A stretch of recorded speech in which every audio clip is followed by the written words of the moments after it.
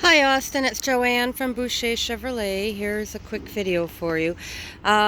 This isn't going to do the justice that we tried to do because it has not been through its pre-delivery inspection yet.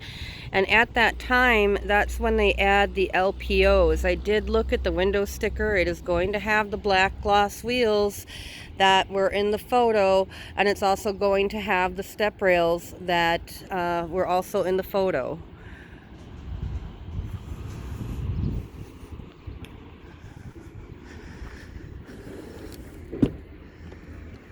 So it's still wrapped up, and it needs to get through that delivery process. It has the power adjustable mirrors as well, the heated steering wheel. Let's see here. And heated seats, MyLink system.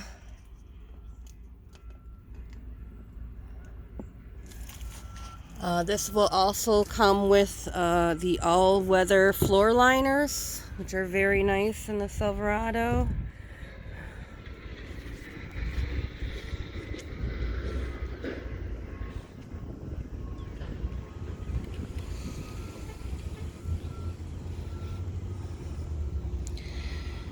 So this is just a little proof the truck is here.